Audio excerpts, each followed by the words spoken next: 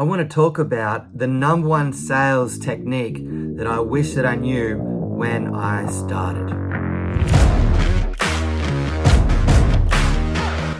Now, when I started in sales, I was actually horrible in sales and couldn't sell ice, to someone in the desert or water to someone in the desert. But I learned some tools and some techniques and actually this number one strategy that helped me go from earning, less than $30,000 in a year to more than $1 million in a year within 3 years. And I did that all through mastering sales, and this number one technique really helped me with that. And this technique is actually used to get what is called connection and trust with the person. And the easiest way to get trust and connection with somebody else is actually to use this skill, which is called rapport. Rapport is when you actually achieve total responsiveness from the person that you're talking to. That means when I say something or when I ask you something, you respond. If I ask you to do anything or tell me anything, that means you respond to whatever it is that I ask for you to say or for you to do. That's when you know you've got total rapport and trust with the person. So how do most people try to get trust with someone in a sales interaction or get this rapport? Usually you look for things in what? In common. You'll be like, where did you live? Where did you grow up? What school did you go to? Right? What do you like? What do you don't like? Now, the only problem with that is what happens if you don't have anything in common with the person? Then you're a little bit stuck, right? And the other challenge with this is actually only 7% of your communication is actually communicated through your words, right? And 93% of what is communicated actually comes from your physiology, which is how you use your body, and your voice tonality. That is what is called subconscious communication. Now, what is determining that subconscious communication is actually based on your subcommunication to yourself. And that subcommunication is how are you speaking to yourself consciously and subconsciously while you're talking to the other person. Most people, when they're trying to sell something to another human being, while they're doing that, they're already saying to themselves things like, they're not going to buy, I can't believe I'm doing this, they're going to reject me, what if they judge me, what if they say no, this program, I don't know if it's really worth it, I don't know if what I'm selling is really worth it. And so what happens with that is then you start to have a physiology and a tonality, right, which makes up the other 93% of your communication. It actually starts to be conveyed in something really limiting and sabotaging, and it pretty much, destroys the opportunity for a sale. So that's why we need to master this sub-communication, right? So the way I want you to think about it is, you want to talk to yourself in an empowering way first. You must be able to influence yourself first before you can influence somebody else.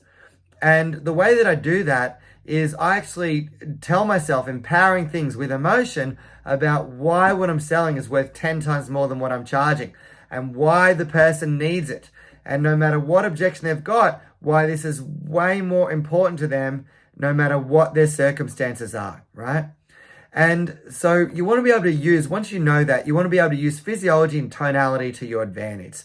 And I started with this basically by going into real estate agents. I started practicing it.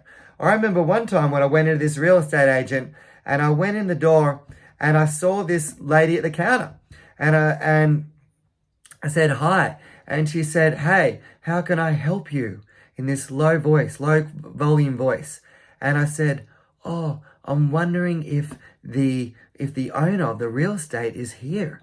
She's like, yeah. And I'm like, can you go get him for me? And she's like, okay. So she went and got him.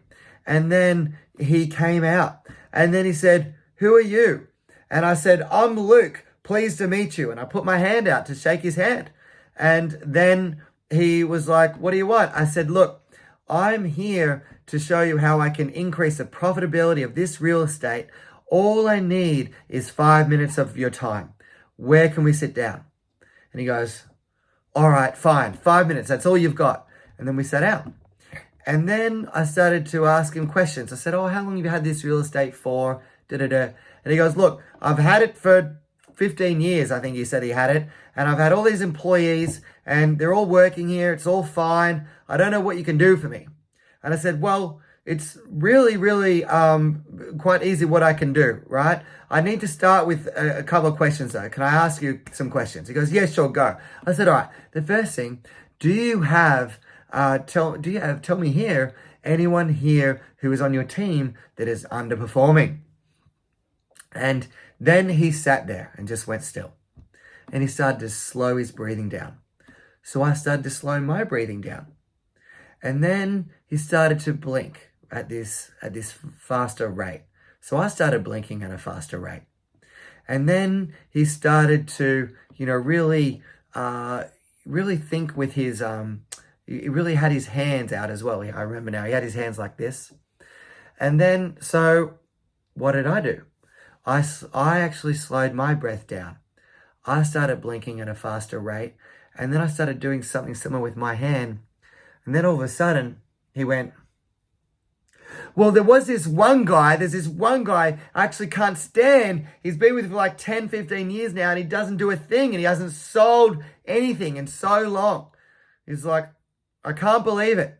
And I said, oh gosh, that's horrible. Like, when's the last time did he sell? He goes, oh, I don't remember. It was months and months ago. He never listens to anything of what I say. I said, gosh, what have you tried with this guy? He goes, I've tried everything. I've tried getting him in the office. I tried telling him to do more. He won't respond to anything, right? What can you do? I said, look, all I need him for is just a couple of sessions.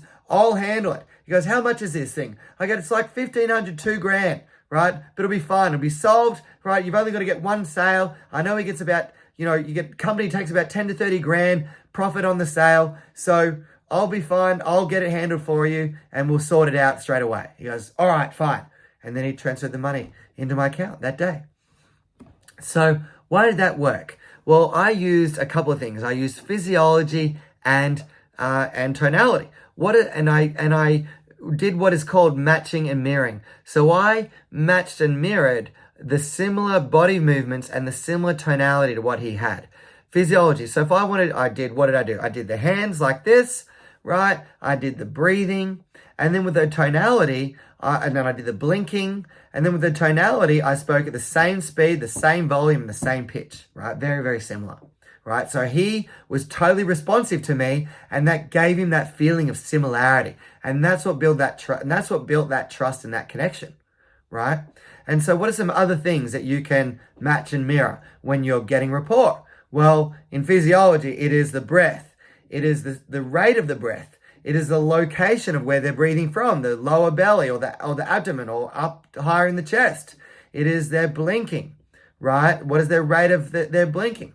It is also how they use their hands, right? What are they doing with their hands? It is their posture, right? It is like the angle of their body. These are all things that are part of their physiology that you can match and mirror with the other person. Tonality. Well, it comes down to really four main things. You can match the voice volume, right? How loud or soft. You can match the voice pitch if it's high or if it's low, right? You could do the voice speed if they talk 100 mile an hour or if they speak slow, right? You could do it by what's called the voice raspiness, like are they raspy or not raspy, but usually don't really use that one, right? But whether you're a man or a woman, you might be speaking to the opposite sex, so you want to do it within range. Otherwise, it's too obvious, right? But the most, or the least obvious ones to match and mirror is like breathing, your blinking, right? People don't recognize that. The volume, the speed, and the pitch of the voice, people really don't notice these things at all, right? And with your words, you can actually use the same keywords as them, if you like, right? Because everybody has sometimes some keywords and phrases that they like to use, right? So they're the things that you can match and mirror. While you're doing this, you're communicating to yourself in a powerful way. This person needs this. No matter what the objection is, that's exactly why they need it.